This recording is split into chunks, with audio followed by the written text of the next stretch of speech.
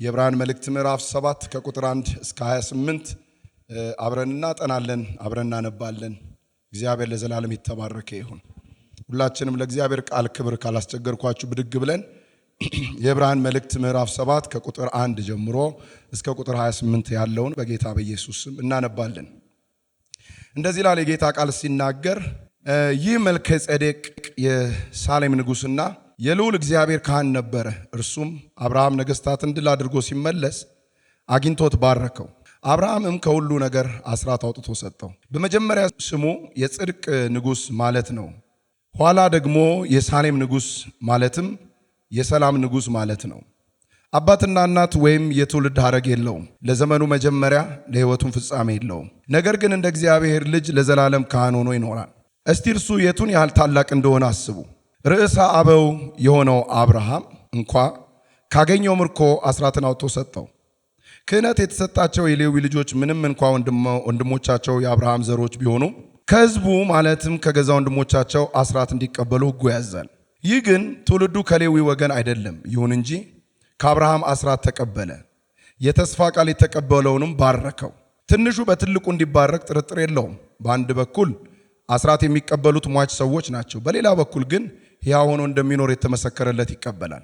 እንዲያውም አስራት የሚቀበለው ሌዊ ራሱ በአብርሃም በኩል አስራት ከፍሏል ማለት ይቻላል። ምክንያቱም መልከ ጼዴቅ አብርሃምን ባገኘው ጊዜ ሌዊ ገና በአባቱ በአብርሃም አብራክ ነበረ። ቁጥር 11 ፍጹምነት የተገኘውና ሕጉ ለሕዝቡ የተሰጠው በሌዊ ክህነት መሰረት ቢሆን ኖሮ እንደ አሮን ሳይሆን እንደ መልከ ጼዴቅ ሹመት ያለው ሌላ ካህን መምጣቱ ለምን አስፈለገ? የክህነት ለውጥ ካለ ሕጉም ሊለወጥ ግድ ነውና። ይህ ሁሉ የተነገረለት እርሱ ከሌላ ነገድ ነው።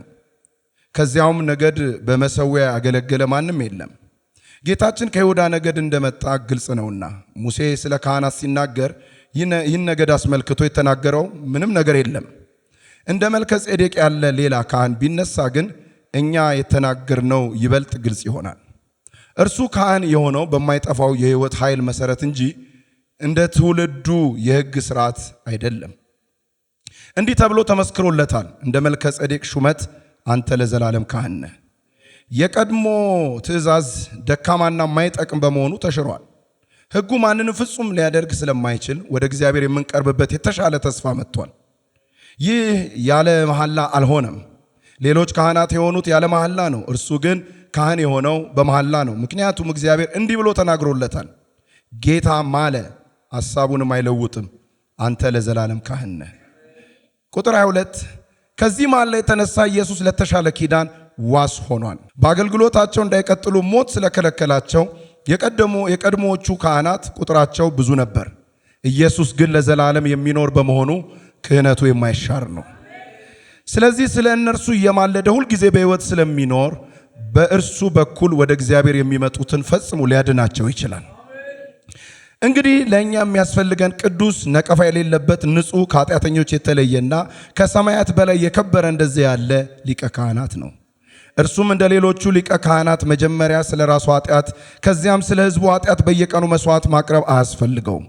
ራሱን በሰጠ ጊዜ ስለ ኃጢአታቸው ለአንዴና ለመጨረሻ ጊዜ መስዋዕት አቅርቧልና። ሕጉ ደካማ የሆኑትን ሰዎች ሊቀ ካህናት አድርጎ ይሾማልና። ከሕግ በኋላ የመጣው መሐላ ግን ለዘላለም ፍጹም የሆነውን ልጅ ሾሟል ይላል። ጌታ ይባረክ። አንገቶቻችንን ዝቅ አድርገን እንጸለያለን። አባታችን ሆይ በሚያስደንቅና ወደር በሌለው ፍቅር በምህረት ብዛትም ወደ ራስ ስለሳብከን እናመሰግናለን። ዛሬ ደግሞ የነፍሳችን መልሕቅ የሆነውን ታላቁን ሊቀ ካህናችንን እንደገና በልባችንና በመንፈሳችን እንድታብራራልን እንጸለያለን። መንፈስ ቅዱስ ኢየሱስን ቁልጭ አድርገን እንድናይ ዓይናችን እንድትኩለው በኢየሱስ ስም እለምንሃለሁ። ለሚናገርም ለሚሰማም ጸጋ ይብዛ።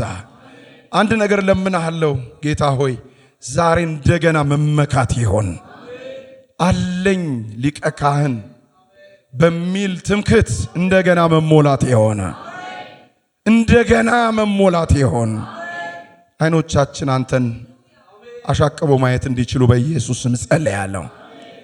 ሁሉ ለስም ክብር ይሁን በጌታ በኢየሱስ ክርስቶስ ስም አሜን።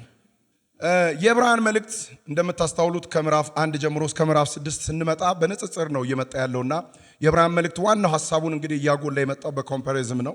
ስለዚህ ምንድነው የሚያነጻጽረው ካልን ምዕራፍ 1 ላይ ኢየሱስ ከነቢያት ይበልጣል። እዛው ክፍል ላይ ደግሞ ኢየሱስ ከነቢያት መብለጥ ብቻ ሳይሆን ደግሞ እንደነገረን ኢየሱስ ከማን ይበልጣል? ከመላእክት ይበልጣል ብሎ ይነግረናል።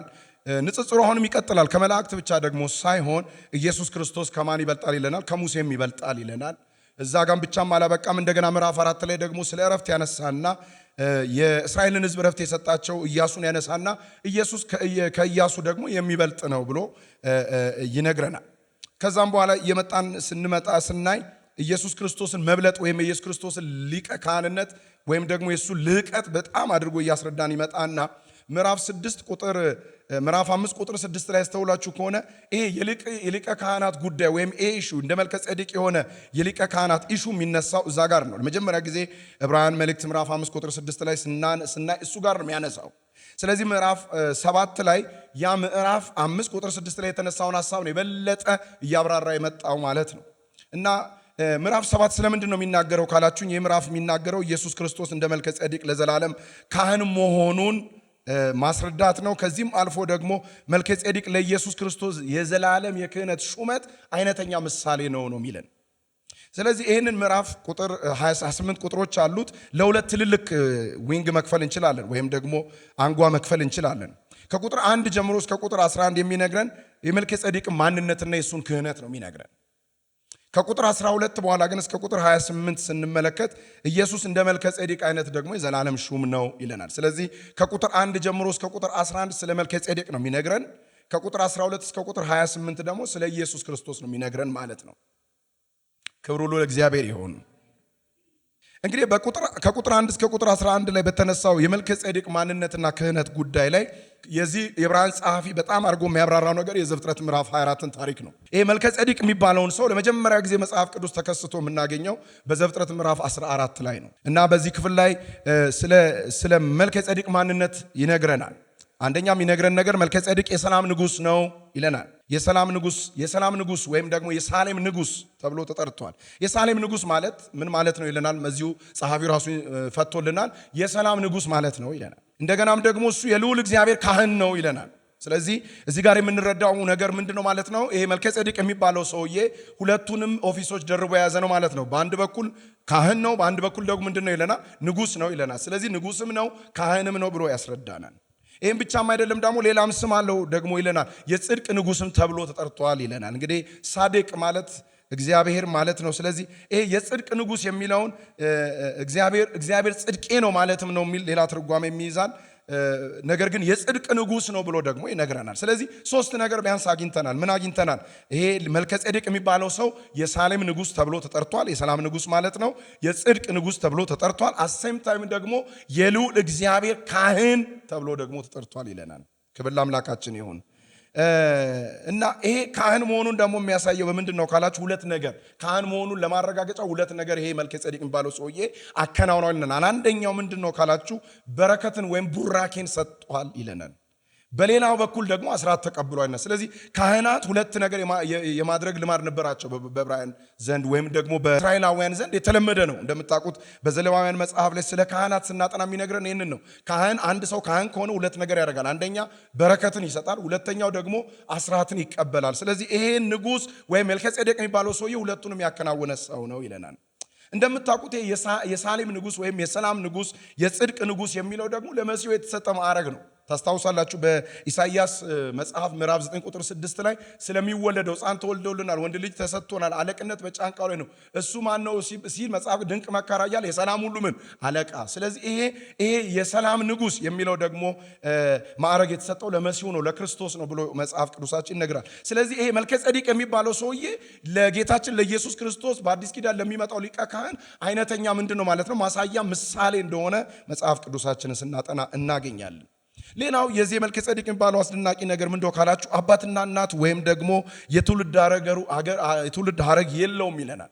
በጣም አድርገን እዚህ ጋር ተጠንቀን መረዳት ያለብን ነገር ምንድነው? አባትና እናት የለውም ስንል እንደው ከሰማይ የወረደ ነው ማለት ሳይሆን አባትና እናቱ ማን እንደሆኑ በብሉይ ኪዳን መጽሐፍት ተዘግቦ አይገኝም ማለት ነው። ስለዚህ ሂስቶሪካሊ እንደምታውቁት ነገዶች፣ ህዝቦች በሙሉ እንደገናም ደግሞ የእስራኤል ትውልዶች በሙሉ በጂኖሎጂ ተመዝግቦ ታሪካቸው በቅዱሳት መጽሐፍት ውስጥ እናገኛለን።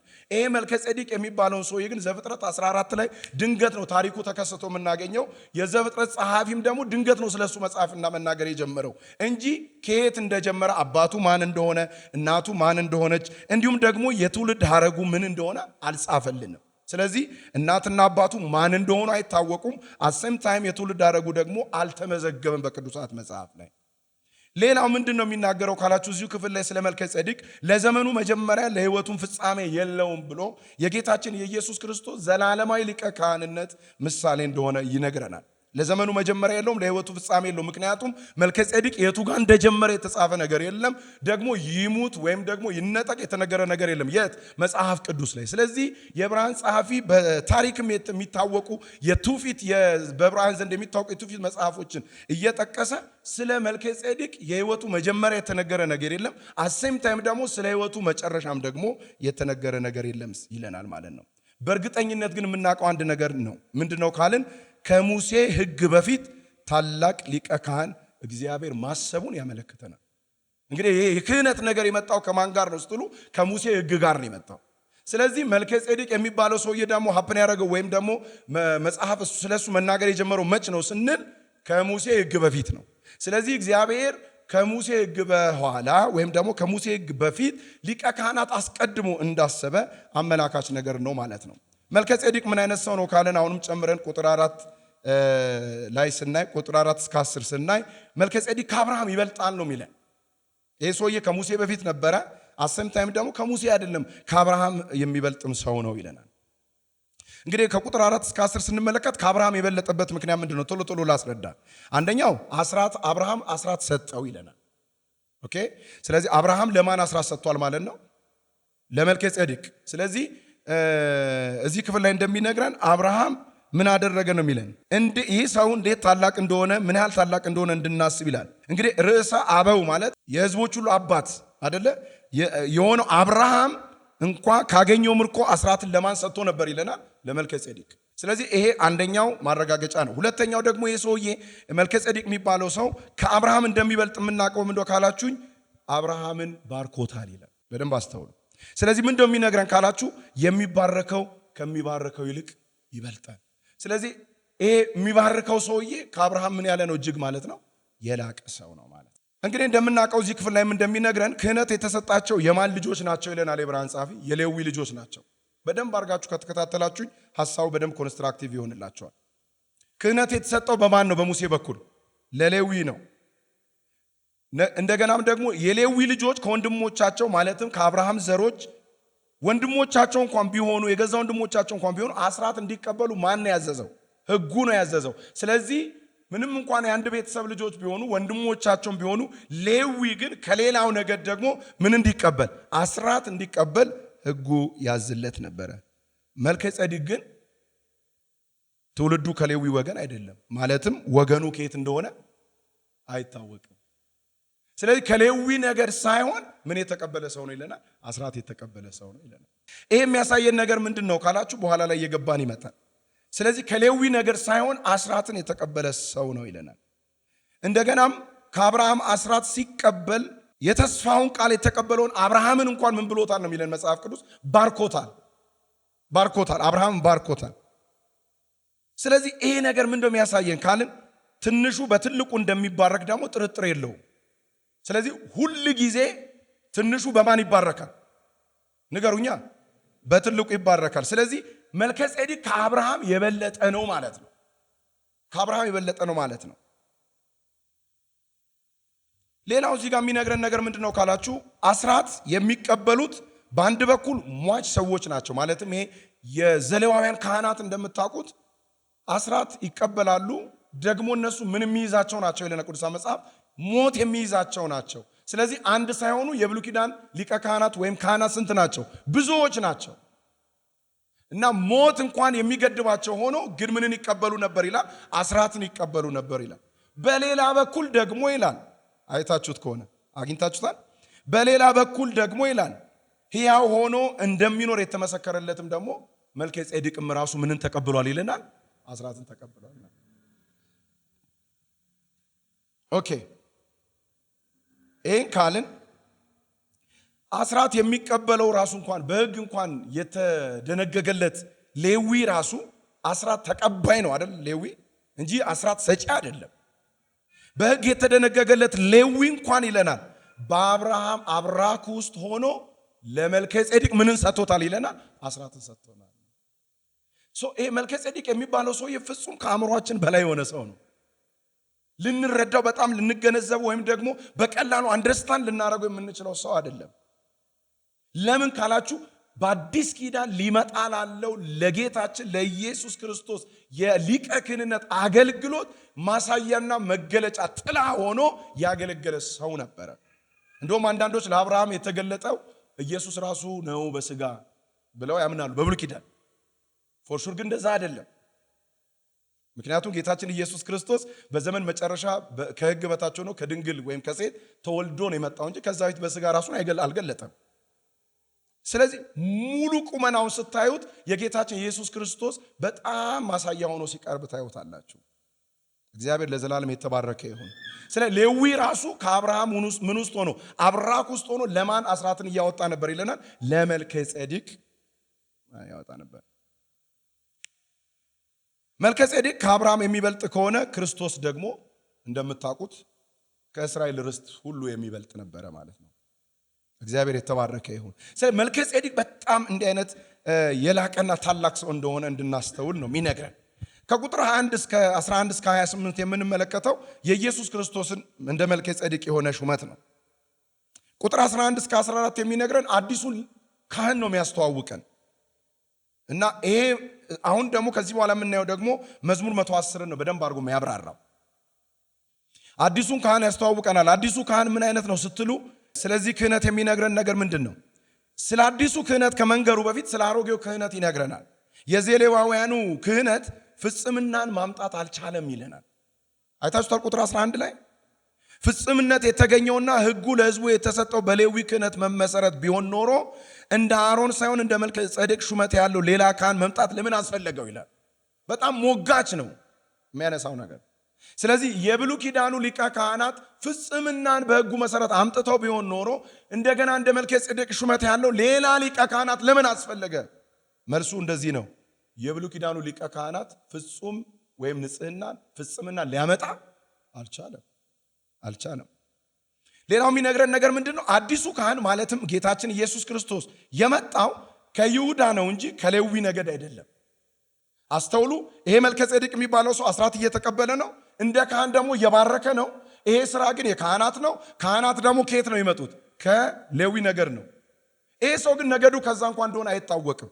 ኢየሱስ ክርስቶስም የመጣው ከሌዊ ነገድ ሳይሆን ከይሁዳ ነገድ ነው።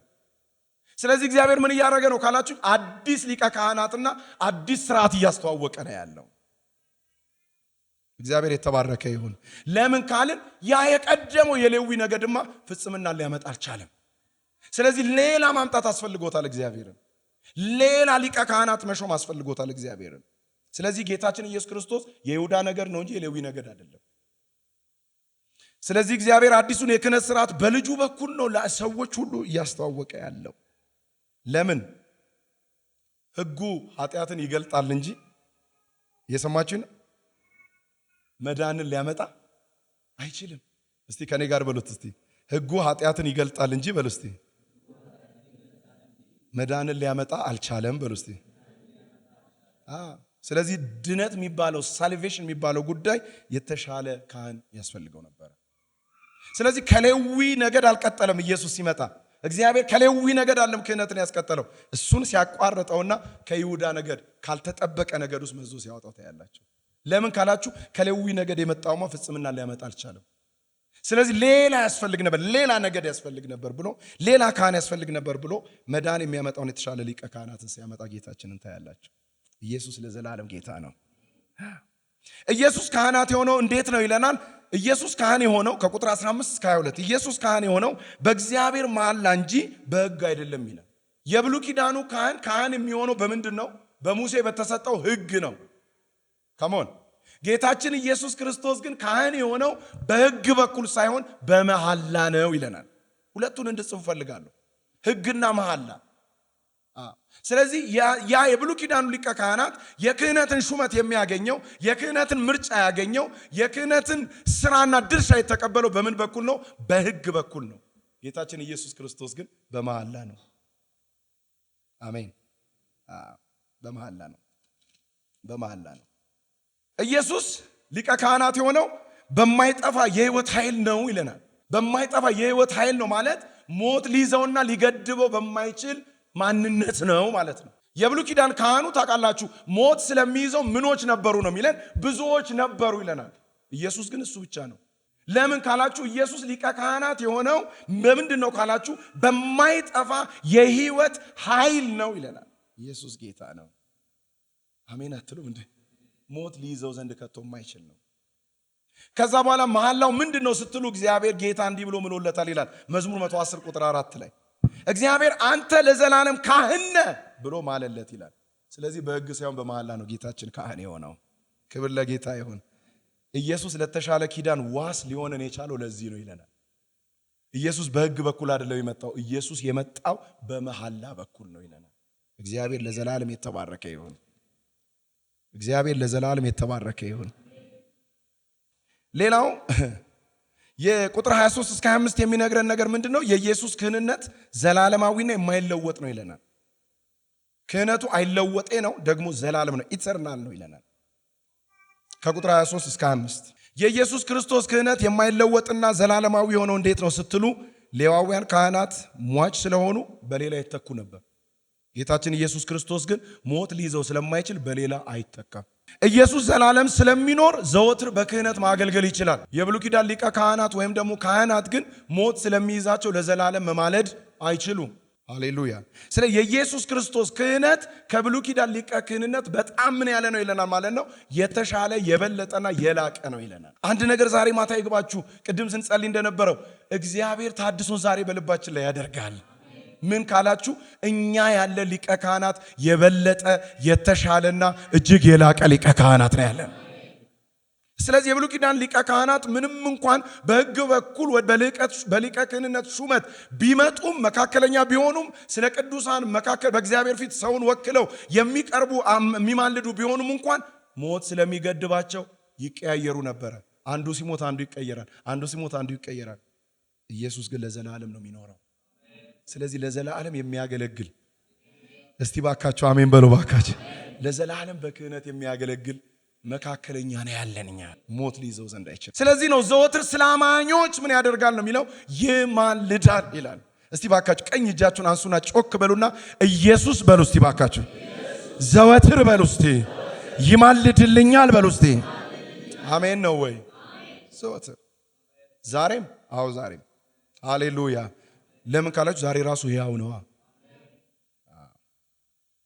ቁጥር 26 ከ28 ከቁጥር 26 ከ28 የምናገኘው ምንድነው ካላችሁ ፍጹም ሊቀ ካህን ለኃጢአተኛ ሰዎች ተሾመ። ፍጹም ነው። ይሄ እንደ መልከ ጼዴቅ የተወዳደረ ነው ነገር ፍጹም ነው። ግን ደግሞ የተሾመው ለማን ነው ስትሉ ለኃጢአተኞች ነው። ዋው! ይሄ ያስደንቃል በጣም። ኢየሱስ ለዘላለም ጌታ ነው። ኢየሱስ ምንድነው ይለናል? ኢየሱስ ቅዱስ ነው ይለናል። ኢየሱስ ንጹህ ነው ይለናል። ኢየሱስ ነቀፋ የሌለበት ነው ይለናል። ኢየሱስ ከፍ ያለ ነው ይለናል። ነገር ግን ስለ ሰው ልጆች ስለ ኃጢአተኞች ካህን ሆኖ ተሾመ ነው ይለን። ምን ማለት ነው ካላችሁኝ ኢየሱስ ለሰው ልጆች ነው የሞተው። ኢየሱስ የክህነትን አገልግሎት የተቀበለውና የተሾመው ስለ ኃጢአተኞች ስለ ደካሞች ነው እንጂ ስለ ጎበዞችና ስለ ጻድቃን አይደለም። እሱ እኮ ንጹህ ነው፣ እሱ እኮ ቅዱስ ነው፣ እሱ እኮ ነቀፋ የለበትም። ነገር ግን ስለኛ ነው የሞተው ይለናል። ለደካሞች የሞተ ሊቀ ካህን ጌታችን ኢየሱስ ክርስቶስ ብቻ ነው። ከዛ እንደዚህ ይላል፣ አንድ ጊዜ ይላል። የኢየሱስ ክህነት ምን አይነት ነው ስትሉ አንድ ጊዜ ለሁሉም ራሱን መስዋዕት አድርጎ አቅርቧል ነው የሚለው።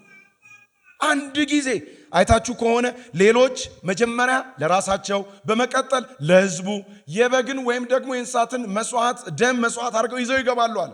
እሱ ግን የራሱን ደም ለራሱ ደግሞ አላስፈለገውም ይላል። ለምን? እሱ ቅዱስ ነዋ። የራሱን ደም ይዞ ቀባ። ለራሱ አላስፈለገ፣ ለኛ ኢየሱስ ለዘላለም ጌታ ነው። ለኛ መስዋዕት አድርጎ አንድ ጊዜ አቀረበ ይለናል።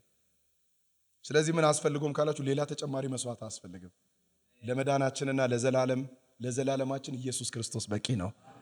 ካላስቸገርኳችሁ በሉ እስቲ ለዘላለም ኢየሱስ በቂ ነው በሉ ባካችሁ። ሌላ መስዋዕት አያስፈልግም በሉ እስቲ ባካችሁ። ኢየሱስ ሲደመር የሚባል ነገር የለም። Christ is sufficient። ክርስቶስ በቂ ነው። ኢየሱስ ለዘላለም ጌታ ነው። ኢየሱስ ለዘላለም ጌታ ነው። ታዲያ ዛሬ ምን እናድርግ ካላችሁኝ ከምዕራፍ 7 ላይ አንድ አራት ነገሮች ይዣለሁ። አንደኛው እንመካ፣ በቃ እንመካ፣ ቦስት እናድርግ። ኢየሱስ ጌታ ነው ማለት እኔ ቀና እንድትሉ ነው የምፈልገው። በቃ ቦስት አድርጉ። እንዲህ አይነት ሊቀ ካህን ያለን በቃ አለን፣ ንጉስም ካህንም አለን። በቃ እንመካ። በዚህ ጌታ ምን እንበል? እንመካ። በሊቀ ካህናችን እንመካ። በሊቀ ካህናችን እንደሰት። በሊቀ ካህናችን እንረፍ። በሱ ቦስት እናድርግ። ሁለተኛው ዋስትና ይሰማል። ኢየሱስ ጌታ ነው። ለተሻለ ኪዳን ዋስ የሆነን የተሻለ ሊቀ ካህናት አለን። ምንድነው? ምንድነው ዋስትናችን ካላችሁኝ መዳናችን በእግዚአብሔር ተስፋ ላይ እንጂ በሰው ጥረት ላይ የተመሰረተ አይደለም። ስለዚህ ሳልቬሽናችን በእግዚአብሔር ተስፋ ላይ የተመሰረተ ነው። ስለዚህ ምን እናድርግ? ዋስትና አለን። መዳናችን በእግዚአብሔር ተስፋ ላይ የተመሰረተ ነው እንጂ በእኛ ኤፈርት ላይ ወይም በእኛ ጥረት ላይ የተመሰረተ አይደለም። ዋስትና አለን። ሶስተኛው መዳናችን በእርሱ የተጠበቀ ነው፣ አይጠፋም። አሜን። ኢየሱስ አሁን ስለኛ እየጸለየ ነው። አዎ ዝም እንደምትሉ ተስፋ አድርጌያለሁ። ራይት ነው። ኢየሱስ ስለኛ አሁንም እየጸለየ ነው። ይህን ታምናላችሁ? ኢየሱስ አሁን በአብ ቀኝ ስለኛ ምን እያደረገ ነው? እየማለደ ነው። ኢየሱስ አሁን ስለኛ በአብ ቀኝ በሰማይ እየጸለየ ነው ያለው። ኢየሱስ አሁንም ስለኛ እየተናገረ ነው ያለው። ኢየሱስ አሁንም በአብ ቀኝ ስለኛ እየታየ ነው ያለው። ሃሌሉያ። መዳናችን በእርሱ ምን ያደረገ ነው? የተጠበቀ ነው። አጠዋለሁ ይጠፋል ብለን የምንሰጋበት ደህንነት የለንም። ሊቀ ካህናችን አሁንም ስለኛ እየጸለየ ነው ያለው። መጨረሻው አራተኛው በክርስቶስ ሥራ ሙሉ በሙሉና በተጠናቀቀ መልኩ ድነታችን ተሰርቷል። በቃ ደሰል በክርስቶስ ሥራ ሙሉ በሙሉና በተጠናቀቀ መልኩ የደህንነታችን ሥራ ተሰርቶ አልቋል፣ ተጠናቋል እላችሁ ነው። ምን ለማለት ፈልገ ነው ካላችሁኝ በመዳናችን ጉዳይ የጎደለ ነገር የለም። አሁን እኛ እየጾምን እየጸለይን ተራራ እየወጣን ቅጠል እየበጠስን እየሰማችሁ ነው። የምድረ በዳ አንበጣ እየበላን የምን ማር ነው ደግሞ ምንም የምንጨምረው የምናሟላው የጎደለ ድነት የለም። ድነታችን በመስቀል ላይ በክርስቶስ ሙሉ ለሙሉ ፍጹም በሚባል ደረጃ ተሰርቶ ተጠናቋል። አንደኛ እኛ እናሟላ ቢባልም እንኳን የጎደለ ነገር የለም። ሁለተኛ አሟሉ ብሎ እንኳን እግዚአብሔር አብ ቢፈቅድልን አንችልም። ስለዚህ it's already done። እኔ የለሁበትም እኮ አይደለም፣ it's already done።